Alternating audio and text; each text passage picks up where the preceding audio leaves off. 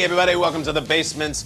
It's a Bloodsport Wednesday. I've got a basketball, I've got a dart, I have a guest. His name is Josh Allen. He plays starting quarterback for the Buffalo Bills. He is coming in shortly. We will talk about the Titans game. We will talk about the Miami Dolphins game that's coming up this week, 2-0 versus 2-0. And most importantly, Peyton Manning was here last week. He said Josh Allen should familiarize himself with National Lampoon's Vacation from 1983 starring Chevy Chase and Beverly D'Angelo. Did Josh Allen watch the film?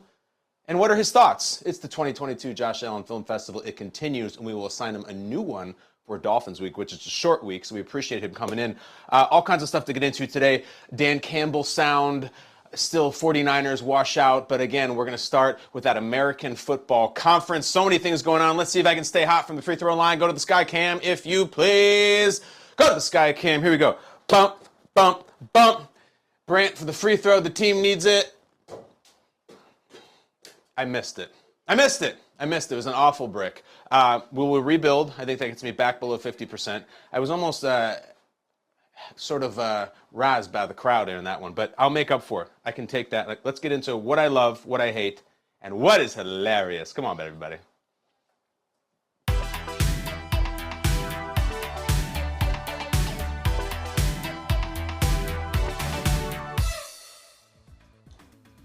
Welcome to what I love. See, it's right there. I'm looking down over the sunglasses. Punchable face. Don't deny it. I love what you love. I love what everybody loves right now. I love the Miami Dolphins. I love the 2022 Miami Dolphins. I love the opportunity that we have coming up. This week, I already said it in the open, Dolphins, Bills in Miami.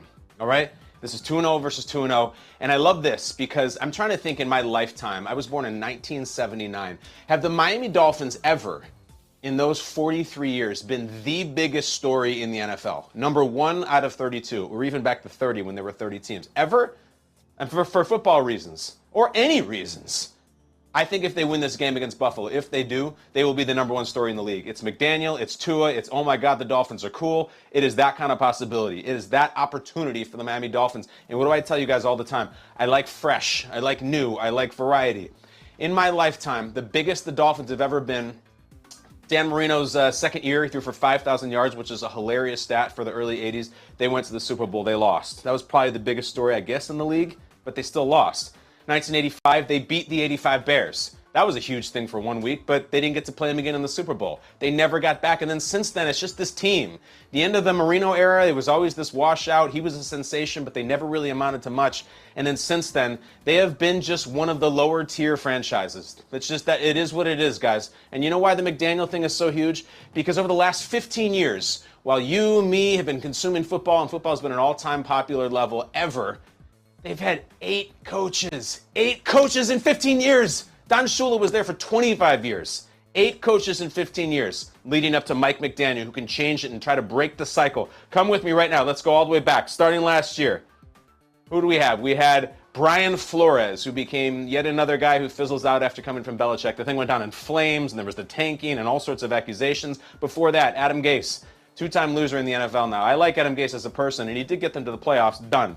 Dan Campbell, our guy Dan Campbell, was the interim head coach for the Miami Dolphins. That didn't work out. Joe Philbin, an old guy, didn't work out. Todd Bowles, current Buccaneers head coach, interim coach, head coach for the Miami Dolphins. Obviously didn't work out. Tony Sparano, the late Tony Sparano. He actually won the division with them. Remember the Wildcat year with Ronnie Brown? They beat the Patriots during the Tom Brady injury year. Didn't work out either. And then before that, you have to go to Cam Cameron, who lasted 1 season, and then you're into Saban. So you know what I'm saying? The Dolphins are just one of these teams, the complete opposite of the Patriots and the Steelers. Coach, coach, coach, coach, coach. They try young guys, they try old guys, they try loud guys, they try quiet guys, offensive guys, defensive guys. They never work. Will Mike McDaniel work? We don't know. But I'll tell you, if he beats Buffalo, the number 1 team in the nation, it is the story. Monday morning on this show, on every show, and everything you consume. Dolphins, Dolphins, Dolphins. The first time in your life. I would actually argue is maybe the biggest thing the Dolphins have ever been in our lifetime, unless you go back to 72. Is it honestly Ace Ventura? Is that the biggest thing? Ace Ventura was a huge hit, massive in theaters, even bigger on DVD, not even DVD, home video. That's like, there's a whole generation of people, I think maybe I'm even part of it, that when I think the Dolphins, the first thing I think of is a movie about a kidnapped dolphin, an actual dolphin named Snowflake that a pet detective has to rescue. That's the biggest thing. Pet detective is out. Ace Ventura is out if Mike McDaniel can win this game. Now, if they get blown away by the number 1 team in the nation and Buffalo wins 38-10, which if you know anything about the recent history of this Sean McDermott era against the Dolphins, it's disgusting. It's terrible. They don't just beat them every time. It's like, well, we'll go to other action and keep you posted on the Dolphins-Bills. Like, get out of this. This game is awful. If the Bills win this game 38-10, then it's back to the shallow end. You're still the same Dolphins. Bring on the pet detective. Bring on Courtney Cox. Bring on Tone Loc. Just play that movie right now because it's all as big as you're ever going to be. It is a massive, massive backhanding back to the shallow end. So huge game this weekend, guys. If the Bills win, it's just more of the same. Warming up for that Kansas City week. And we'll ask Josh about it today. We'll ask about his preparation on a short week. And how do you prepare for a team that you dominate? And you know you dominate, and every time you go down to Miami, you destroy them. How do you prepare for it? We should take wagers on what Josh is going to say. All the stuff he's really fun about, and then he gets that game face on when you ask him about the game that week. I mean, appropriately. And he'll say things like, well, we just got to keep getting better. This is a different team now. They have a different head coach, and all kinds of different weapons, and obviously we have a history against Tyreek, and we got to prepare for him, and the past is the past, and this is the present. Like, he'll just be locked in, ding, ding, ding, ding, ding, 158.3 with his answer. We'll play it out right here in the screen you're looking at right now. The Warrior will be here. It'll be a different picture back there, but that will be Josh.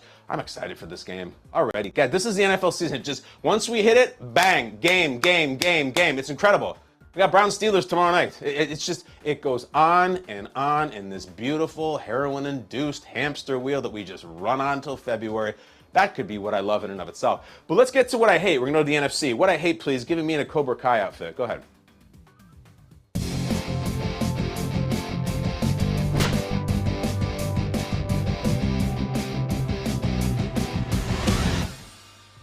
I hate the Trey Lance blame game. We're still in the washout of the season-ending injury for Trey Lance of the 49ers.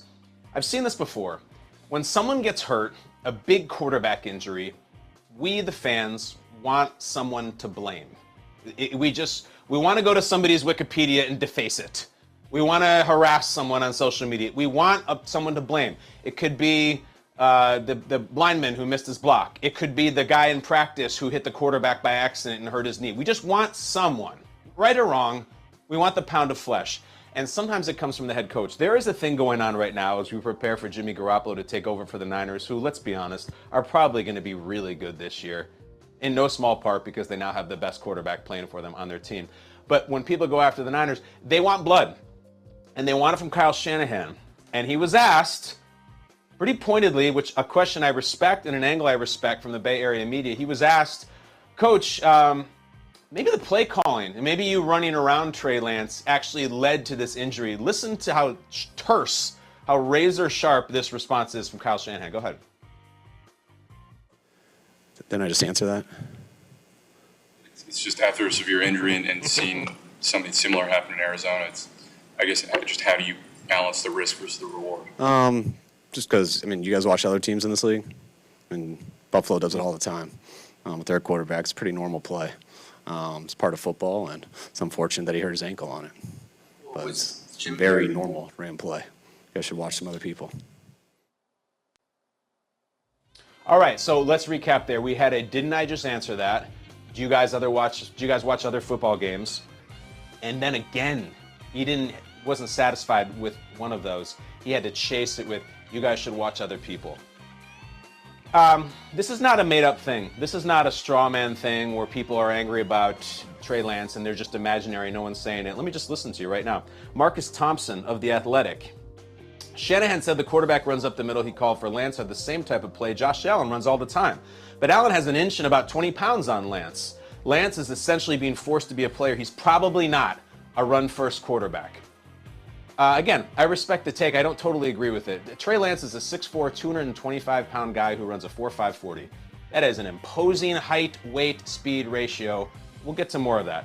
The Guru is a local radio host on 95.7 The Game. Again, I respect all these people. It says Kyle Shanahan treated Trey Lance like a fullback and put him in harm's way. They have a fullback on this team. His name's Kyle Juszczyk. I believe he was blocking on that play. Let's move on, though. Peter Pansy of Niners Noise, a 49ers blog. Yes, 49ers head coach Kyle Shanahan should receive a good deal of heat for how he handled Trey Lance leading up to the quarterback's season-ending injury in Week 2. I can't get there. I'll say one more time. There's a compelling thing right now where there has been a lot of injuries for the 49ers. The quarterback gets injured a lot. They have a very high injury rate, especially for some of their star players. And I see the take there. I just can't get there.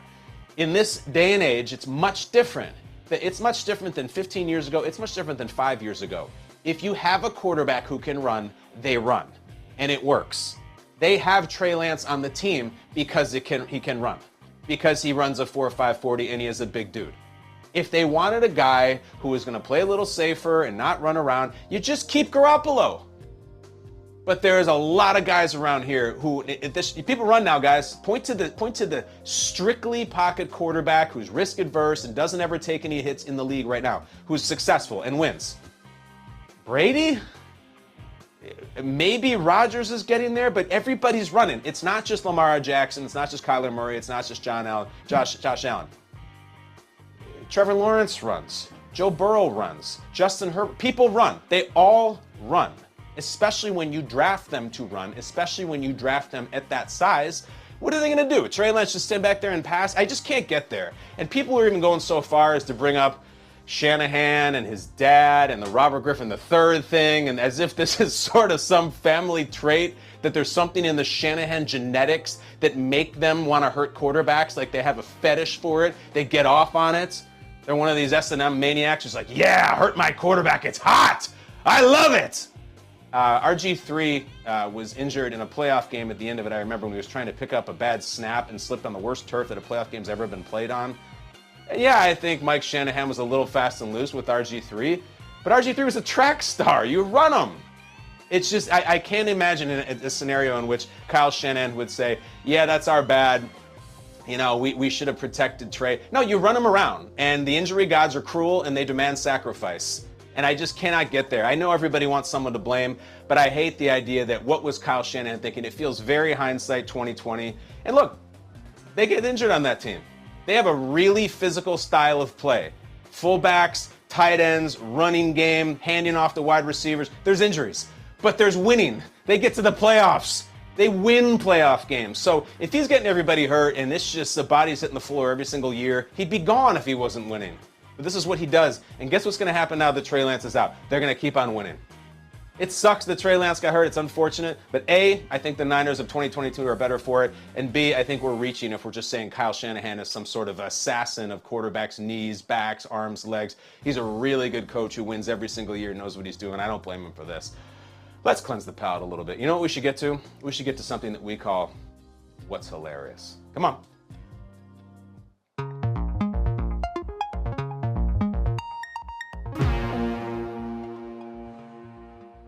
All right, we see a lot of people try to make the classic hashtag viral video and just whiff.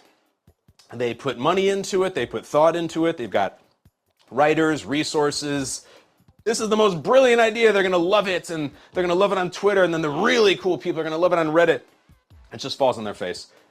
The exception is a young hose-armed quarterback trying to walk on for the Penn State Nittany Lions named Chad Powers. Have you seen the Eli video?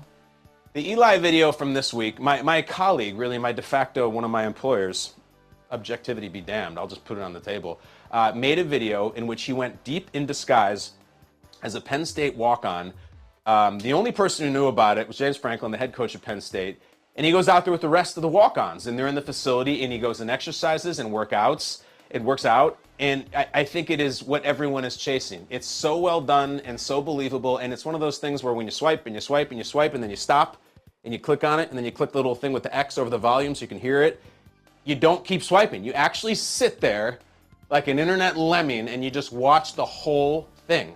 It's like Jack Horner. You want to see how the story ends. You just sit in it. Here's a little clip when he's out there and he's talking as he's just throwing. This is Eli Manning. I think he's been retired for, 5 years now? 4 years, I guess? He's just throwing it around. He's talking about his character, Chad Powers, deep in character, about how he was homeschooled and talking about his mother. Go ahead. I was homeschooled, so I never played ball. Really? Pickup ball. Watched a lot of film, though. Love that. My mom was my coach. Mom was what? Mom was my coach and my teacher. You get good grades? No. Tough teacher? She wasn't very smart. She was a good coach, though. Love that. All right, so if you haven't seen it, The look on Eli, he looks like something from one of the Lord of the Rings movies. He looks like the Hobbits. He looks like a Hobbit. I don't know if it's Bilbo or Frodo. It's more like one of those wacky, goofy ones that follows them around. Also including the hair. The nose is very Hobbit-like. The hair is either Tolkien or it looks like Beck in the 90s. He's got a bad mustache, but he's huge. He's an absolutely huge passer. So he's out there, and we're watching this video, and I say, listen, we kind of work with Eli. We're here, we're at Omaha. Give us some background on this video, because if you're listening to me right now, if you're watching me right now, I'm sure you've seen the video. Here's the deal. We got the background. This is behind the music. So none of the players on the coaches on the field knew. Head coach James Franklin was kind of observing, nobody out there. By the end, they knew something wasn't right because Eli's stature, like I said, I think Eli's 6'5". He's a massive guy. He was the tallest person there by far. The other walk-on, this poor kid, who's now a star, looks like he's about 5'6". And then people are like, why are all these cameras here at the walk-on trout, and why are they showing this guy so much? Penn State told the players and the coaches the NFL Films was coming to shoot their magazine-style show, NFL Films Presents, and they were doing a segment on best walk-ons in college football history, so the players thought it was cool. We got all the inside info. We know Eli. He helps keep the lights on here. They had a close call. When you're watching this, you're like, I know he's got the makeup and the wig on, but can't people kind of tell that looks like Eli Manning? They had a close call, kind of a smoking gun moment, when the other quarterback trying out asked Eli why he had tape on the back of his neck. Apparently there's like some athletic or tape or something that when he throws, you can see. The hair and makeup team had to use, this is great, they had to use tape on Chad Power's neck to make him look younger, to like tape it back, basically to give him like a facelift or a neck lift. That's true. And Eli said, how great is Eli on his toes? Maybe he had that preloaded. When the guy said, what's with the tape on the back of your neck? Eli, in character, as Chad Powers said, he was covering up a bad tattoo. Why? Because that seems like something that Chad would have. Probably it was, like some sort of weapon, like an axe, or maybe like some pretentious symbol that, Chad Powers would have, like an ankh or something like that. But he said he was covering it up. All right. As for the hair and makeup to getting Eli to look like Chad Powers, about a month before the shoot, they went to Eli's house with like a cast, a mold, kind of, like Mrs. Doubtfire goes, and she's got a fool of Pierce Brosnan and Sally Field, so she goes and gets the mold made, or I guess Robin Williams goes, and then Robin Williams has to get another one. That's what they did with Eli. He was in the makeup chair for 3 hours, becoming Chad Powers. Look how hot he is. I mean, I said he looked like a hobbit, but now when he's running, he looks majestic. Then there was, they were a little nervous about the Chad Powers prosthetics falling off, so the plan was for Chad to have, like a safe word, like if there's a problem, if you feel the prosthetic is falling off, we need a code word. So what would Chad Powers' code word be? Would it be, I don't know, go route, or water break, or I got to tie my shoe, something football related, right? No. The Chad Powers code phrase was, I have to take a dump. If Chad was just throwing and they felt his face falling off, be like, oh man, I have to take a dump. They'd be like, red alert, get Chad's face up. That's a real story.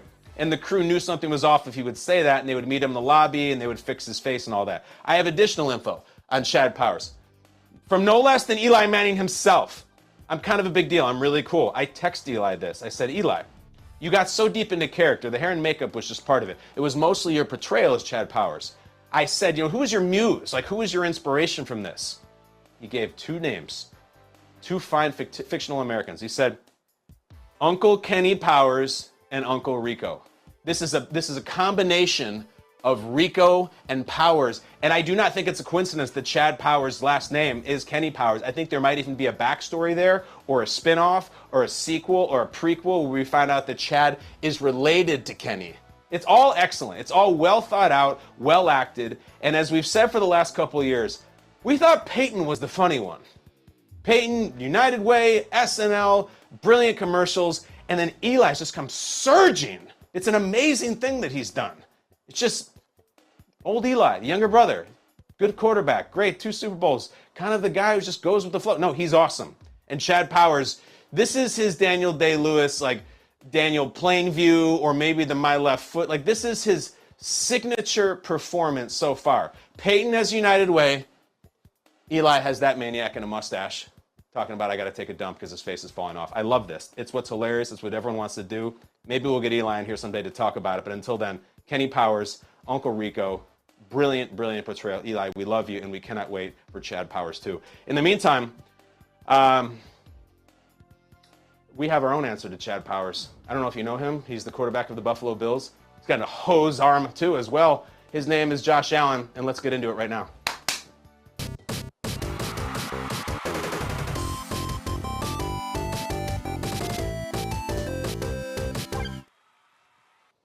And there he is. I'm excited because I'm caffeinated by the JA17 blend, and we're going to get to that in a minute. He's excited because he's 2-0. He's flanked by Tommy Shelby, the Joker, Iron Man. Josh Allen, what's up, dude?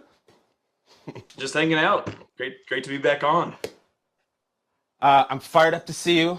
We got a big game this weekend, but before we go any further, Josh, we have to do something a little bit ceremonial. I think it's only right that we should, before we go on, to honor America with the singing of our national anthem. We're going to go to Laramie, Wyoming. Ladies and gentlemen, Josh's dad, Joel Allen. Roll it!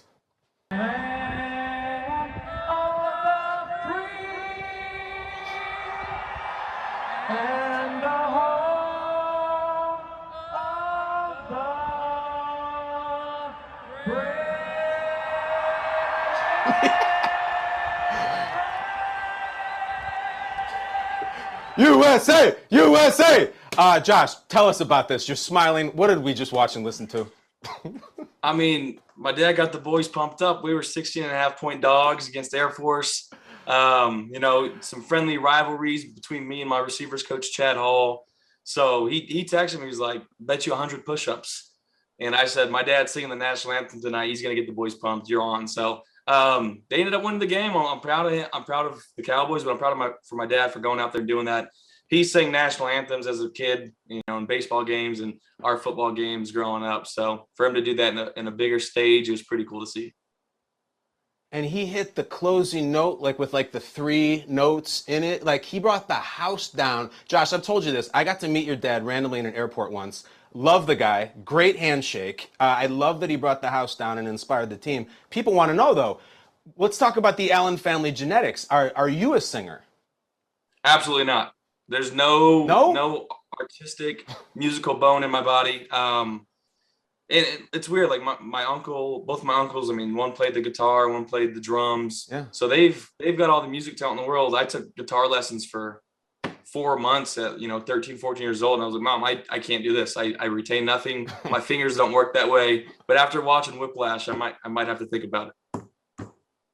Yeah. You and I love Whiplash, the jazz drumming thing. It's weird that you could be so good with your hands with the football, but if you try to play I don't know, what were they trying to play? Wonderwall or something like guitar? It was just going nowhere? I was just trying to learn chords and progressions and all. I couldn't even tell you because it was so just not my thing that I was over and done with it. Well, the Allen family music talent goes to Big Joel, and we respect it, and this country needs it. It was an awesome rendition. Josh, let me shift gears with you dramatically. We saw the Monday Night Football game. It was incredible. You guys did great against the Titans. Everything was great with one exception. Your young teammate, Dane Jackson. This is a third-year corner, great young player, great teammate. He went down, had to be removed from the field. It's a couple days later. What is the word on Dane, and where's your head at with this? Yeah, he's back in the building right now. Obviously, he's up, he's at him. Scary moment, obviously, when you got a teammate, especially, a guy that's such as good as Dane, just as a person. Everybody loves him. So we were very, very relieved to see him. We had a little birthday party for one of our linemen last night, Jordan Phillips, D lineman. He was there hanging with the guys. So he's doing much, much better. Very scary in the moment, but we're very happy and relieved to see him moving the way he is. I am too, and this is not a Bills thing. This is a national thing. Everyone is talking about this. We're all happy for him, and I'm not surprised to hear you guys are rallying around him as a team. I know the Bills fan base is doing the same thing. We here at the basement are also thinking about Dane Jackson, and I appreciate that we got to get to that early because I know you feel strongly about it. The rest of the game, Josh, it was a great night with that one exception, of course, but the football was excellent. I want to ask you about, 3 touchdowns to Diggs. The second one was just a strike. So you had the one on 4th down early, and then the one late. Take me through the one deep down the middle. Just do the storytelling behind that play, the second touchdown to Diggs. Well, if you look at the progression of that drive, it was quick out to Diggs, look pass to Diggs, stop to Diggs, quick out. I was going after him. I trusted him. I was trusting what I was seeing. Coach Dorsey was putting the ball in our hands. We had a 3rd down play where we got them to jump off sides, had a free play. He runs screaming, hauling down the field, takes one play on the sidelines back in the game. And for him to just keep pushing and keep grinding and to have that play called as a deep post, they ended up going like a junk invert Tampa. A lot of people are going to say that's one high, but that corner's got basically the half of the field. So when he's pressed like that and they want to play that junk Tampa look, he's got to play not only Diggs, but he's just got to run and get out of there. And once Diggs widened him with his route, it was game over from that standpoint. The safety bit up on our little middle route, if you will.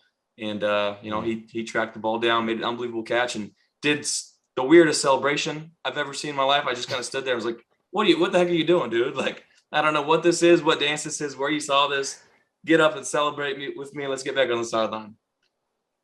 It's a strange dynamic to watch at home, too, because you're so excited and you want to like hug and celebrate with your brother, but you also know that they're trying to do some sort of art. And so you like want to stay out of their way and not cramp their style. Like, how do you handle that? And did you ever get an answer on what he was doing? What was that? I still don't know. We were talking about that today. It beats me. I literally just stood there, like didn't move. I was just kind of frozen for 3 or 4 seconds and then finally got up and I just stuck my face mask into his and tried to hit him and knock him out of it, Well, if we're being fair and equal, Josh, you've done some pretty wild stuff after you've scored too. I think you could probably relate. Nothing like that though. Yeah, that was go back and watch it if you haven't because it was funky. All right. No, I'm thinking about the one against Houston in the playoff game. Like that one that was that. I mean, that was nuts. Yeah, that's a tribute to John Brown. That was what Smoke used to do. So I got to show love to my teammates and so because he threw me the touchdown pass on that play. Yeah. So roles were reversed. I had to do it for him. Yes. That's great. All right. Well, what we need someday, you just said it. We need Diggs to throw you a touchdown at some point, and then you have to do whatever the hell he just did against the Titans. That's the deal. All right. You got it.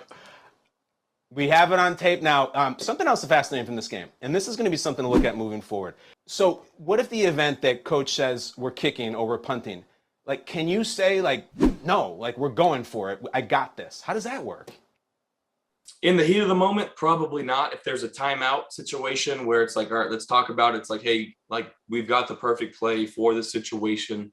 Put it in our hands. Trust us. And I'm usually fairly persuasive in those situations. Are you? What's McDermott like to hear? What's the skeleton key? How do you do it? Usually it's just like, trust me. That's it. You know what's weird? Josh, you played Thursday, you played Monday. So to start 2 weeks of the season, you're home on Sundays. Do you watch the games? Do you sit around and watch NFL games? I watch them all. Red Zone. Do you? Oh, yeah. Do you watch Scott Hansen or Siciliano? Who's your guy? Scott. Like, he's the best in the game. He's there for 9 hours straight. No commercials. It's fantastic. I love ball, man. You like the Octobox? I do. To start the day off, nice little Octobox to go, and then rarely will you get a quad box going on, but I know there's some exciting games on Sunday. What stood out to you of all the things? What you saw? What impressed you? First 2 weeks of the season, still, and I say this lightly, there's still some bad ball out there, and knocking off the rust, communicating, some missed tackles still. So, the first 2 weeks of the season, sometimes that doesn't really show what a team really is. So there's not a whole lot to be learned from the first 2 weeks of the season. As we're starting to get into, weeks 3, 4, and 5, that'll really tell you about the character of a team and who they're going to be going forward. But the first 2 weeks are kind of like, we don't know who we are yet. We don't have our identity. So, luckily the foundation that we have set here in Buffalo and bringing back Dorsey and most of the guys here on offense, we have a pretty good grasp of who we are, what we want to be. We did a good job of executing the first 2 weeks, but we got to put our best foot forward against a really good Miami team coming up. Well, you said it, man. You know who looked great in the first 2 weeks? The Dolphins. Let me ask you this. You and I have a relationship where there's certain things you don't say because you're a good teammate and a professional, and I'll just put them out there. Josh, you've done really, really, really well against Miami early in your career, not only with a lot of winning, but a lot of lopsided wins. How do you prepare for a team, or what's the challenge of preparing for a team that you've already had so much success against year after year? Well, I think this is every year is different. Every game is different. You go into each game with a different game plan, and to see what they are. And then when you play them, especially when it's an in-division rival, you're playing them twice a year, so they're going to switch it up. They're going to show you looks that they normally wouldn't show because they know our tendencies, and we'd like to think that we know their tendencies. So both sides, I mean, in-game adjustments and seeing how they're going to play us, that's really going to be the key early on, just trying to figure out, what situations they're bringing pressure in, what types of pressures they're bringing, what can we do to combat that, and then, how can we make plays going forward. But again, they've got some great players on their side of the ball. Tua's playing fantastic right now, which is, it sucks as a Bills fan and a Bills player to see. You don't want to see your division rivals winning football games, but I'm proud of him for all the adversity and stuff and all the naysayers and stuff like that. I can relate to a lot of that. So he's playing really good football right now, and I hate to see it, but it's it's very good for him. I think it's really cool for you to say that, because I think there's a lot of people in their own positions who are proud of Tua. And he seems like such a great guy. He's different. He's a lefty. Really, he's been through so much, Yeah, he really is. And every time I've interacted with him, he has been like the coolest, nicest person that you can think of. And again, it's hard to not root for a guy like that. It just so happens that he's in our division. So, especially when he's playing against us, we can't root for that. You know what, Tua? You could do a lot worse than starting the season 2-1. That's fine. It's a lot to build on. We wish you the best, except for when you play us again. Josh, we do something here called watching film, as if you don't have enough film to watch about the Miami Dolphins. First off, we watching the movie Heat. You flew to LA, you watched the movie Heat, you loved it. We didn't get you this, but Josh, would you give a letter grade to Heat? Like, what would be your official letter grade for De Niro, Pacino, and Heat? I would have given it a solid B. A solid B. All right, we can build on that. Which is good. Last week, I really enjoyed it. Oh, it's great. It's fun. I enjoyed it so much. I put it in my little hype video on Instagram, and I texted you, and I was like, "You might appreciate what I just posted." So that was a pretty good edit our team did. You guys got to watch it, because it's like, all right, Bills highlight. This is cool. And then all of a sudden, De Niro's just saying, "You do what you do. I do what I do. Take down scores." And it's Allen, a touchdown. It was so cool. I mean, your team absolutely crushed it. But last week, Peyton Manning, no less, challenged you to watch 1983's National Lampoon's Vacation. You can be honest with us, Josh. Did you watch the film? I did watch it.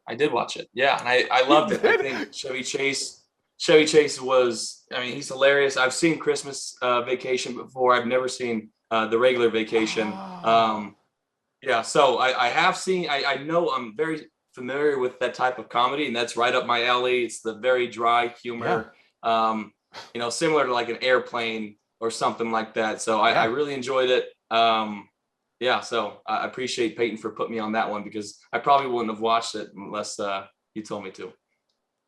In 1983, you were born in 96. That'd be like me watching Elvis movies. Like, it's a totally, totally different deal. Letter grade for Vacation, Josh. We'll just start making a list for the film festival. What do you think? See, I'm more of a comedy guy, right? And I love I know you are. Light, but I like the action, all that stuff.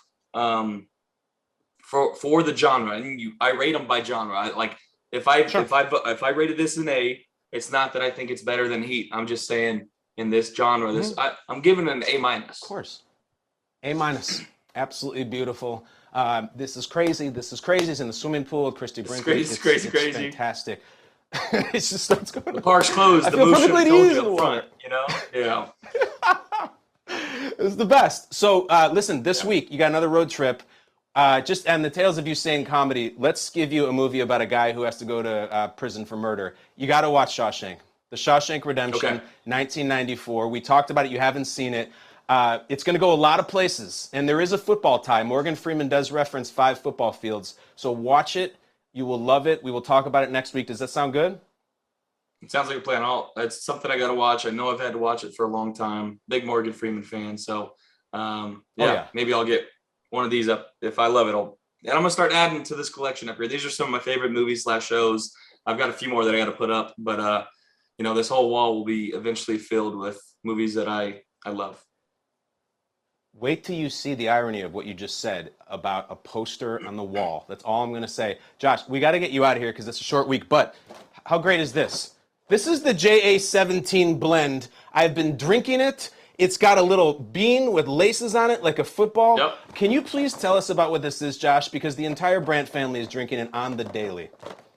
Yep. So the PLBSC is a company. They've been so grateful and gracious for me. This is the JA17 blend. It's a nice coffee roast. It's actually very, very good. I don't drink coffee often, but when I do drink this. So it helps me, be energized in the morning. But again, all the proceeds, I see nothing of it. It goes straight to the Oshai Children's Hospital and the Patricia Allen Fund, which was what I'm so happy about. Like I've got the blend, I've got the cereal, I've got the wing sauces. And again, that goes straight to the hospital. The hat for New Era that I just helped come out with, it goes straight to the hospital. So it's something that I love doing because it's going to such a great cause. And again, I can't thank the Bills Mafia enough for, welcoming me and opening their arms and embracing me the way they have, especially with the products that are being put out, because again, it goes straight to Oshai. And, I couldn't think of a better way to honor my grandmother than, doing that. How great is this guy? He doesn't have to do it, but he does. All proceeds go. Josh, I can tell you as someone who wakes up every day at 4 a.m, this gets the job done. It is delicious. I have a hot cup every single morning. I was supposed to show the 10-pack instead of the 36-pack. I'm like, I already drank it. It's in the recycling. It's gone. I love All that. proceeds go to Oshai Children's Hospital. Bills Mafia, you know what you guys need? Some caffeine. Go get this stuff at Wegmans. It's the only place you can get it. Josh, thank you. We'll do all the old stuff. We'll do the film festival next time. We'll do age-old question. You got a game to prepare for it. Cannot thank you enough. You're the man, and I hope you guys go 3-0. I'll talk to you next week. Sounds good, Kyle. Thank you so much. Appreciate it. That's our guy right there, Josh Allen, out of Wyoming via Fireball, California. He's going to Miami. Will he be 3-0 next time we talk? Probably will be. Until then, an undefeated player right here in Kyle Brandt's basement. Actually, he's in his own house. He beams into Kyle Brandt's basement. It's Sam Pepper with something that we call Brandt awareness.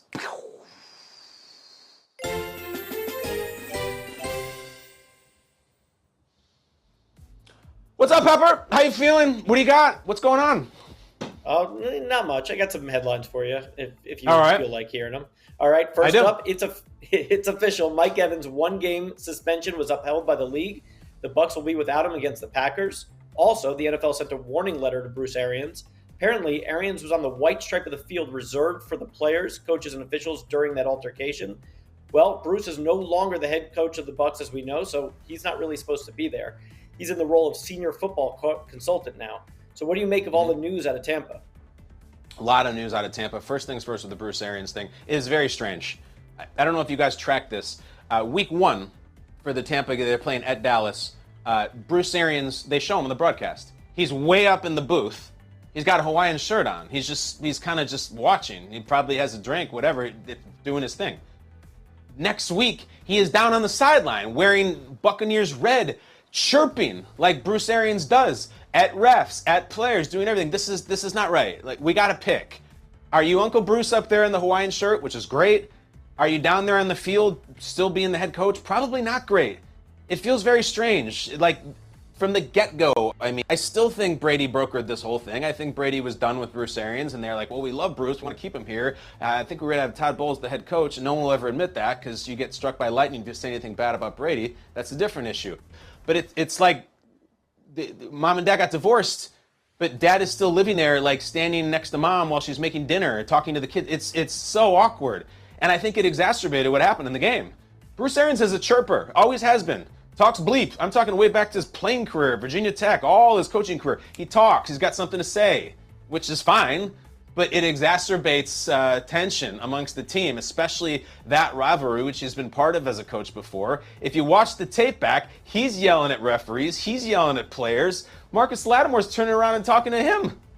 Lattimore's talking to Bruce Arians was there. He is part of this for sure.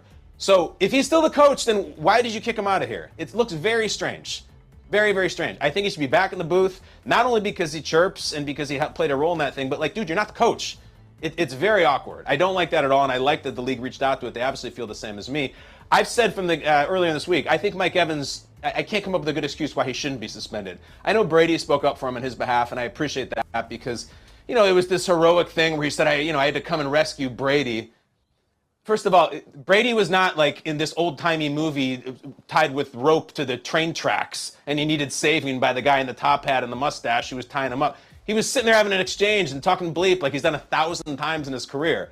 There was this whole like Kevin Costner, Whitney Houston moment where Mike Evans had to stand up for him, which I guess is cool, but I mean, you blasted some guy right on the field and started a huge fracas, as we call it. So that's a problem. My solution, though, he's suspended for a game, so he's going to miss the Packers game.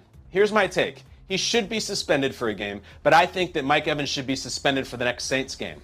It will never happen. It's a hypothetical. It's in a vacuum. But I'm just saying, the problem is not with Mike Evans. The problem is with Evans and Lattimore. The problem is with Evans and the Saints. Mike Evans was not going to fight Jair Alexander or Aaron Rodgers in the Packers game, but the next time they played the Saints, it might happen again. This is a case-per-case thing. I was suspended for the Saints game, which, by the way, is in Week 13. It's December 5th. That's a down-the-stretch type game that, who knows, the Bucs may really need for the 1 seed, for the division, for the wild card, whatever. That would hurt the Bucs. It's unprecedented, but I think if you were to look at it, say, listen, we don't trust you to play the Saints. You have to earn that back. So right now, it is way too hot. We're going to let you play for the next week, for the next several weeks, in fact. But come Week 13 against the Saints, you are sitting down because you have lost your Saints privileges. We cannot let there be 3 times. That's not how the NFL does the discipline, and it probably violates all kinds of things from this agreement and that agreement. His agent would freak out. I'm just talking real here. I'm talking amongst us fans. He has a problem with Lattimore and the Saints sideline. Fine. I don't blame him at all. I like it, actually. It's kind of entertaining. Should suspend him for the Saints game. Let him play. Packers has nothing to do with it. Hit him where it hurts, down the stretch game, and solve the problem where it exists. Treat the problem where it exists. It's a Bucs Saints thing. He should be suspended for that one. Sam, it would never happen, but do you agree with me, or am I some kind of crackpot? I mean, it would never happen, but it's pretty genius on your part, I have to say. Thank you. Next, Dan Campbell's Lions visit Minnesota on Sunday. So obviously he was up late Monday night scouting the Vikings. He was asked about how he watched the game. He said, normally, like any fan would, I fell over backwards in my chair drunk after the second half. I couldn't even take notes anymore. Woke up, couldn't read my notes, but I'm back in this morning, took some aspirin, we're good. Kyle, your thoughts? I'm in love. I'm in love. That's my thought. I'm going to come back to you at the end of this, Sam. I'm going to give you a second to think. When I come back to you, hold on, not yet.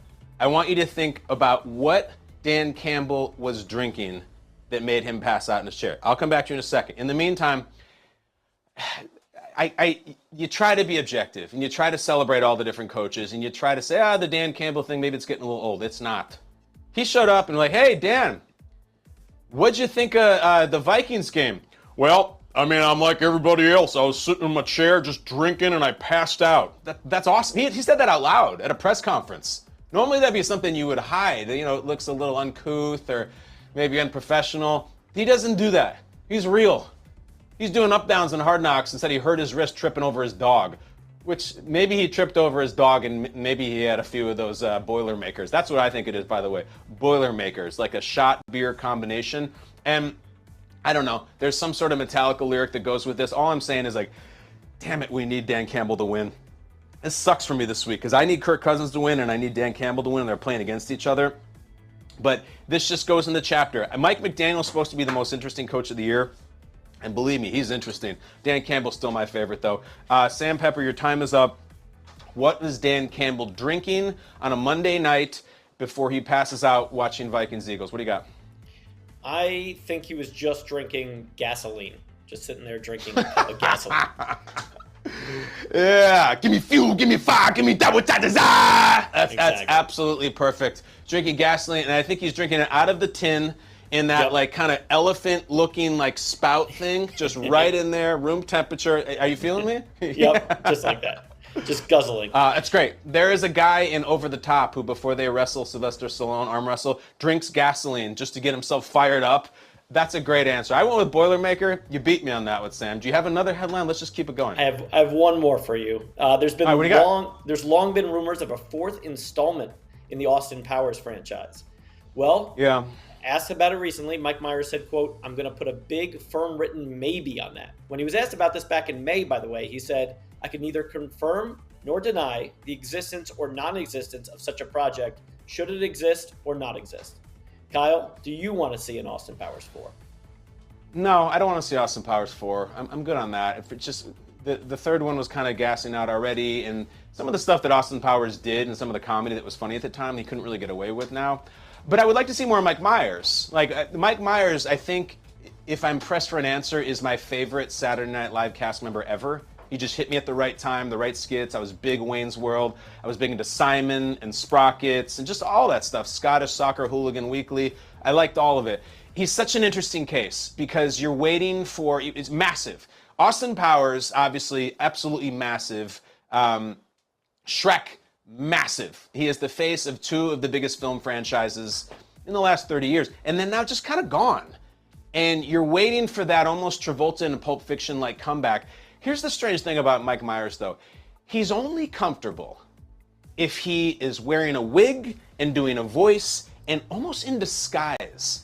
That's just what he does. And even if you've seen him recently, when he was in Bohemian Rhapsody as the record label guy, sunglasses, the accent, the wig, the cigarettes, the beard, it's always that. You can go back, he showed up in Inglourious Basterds as a British officer.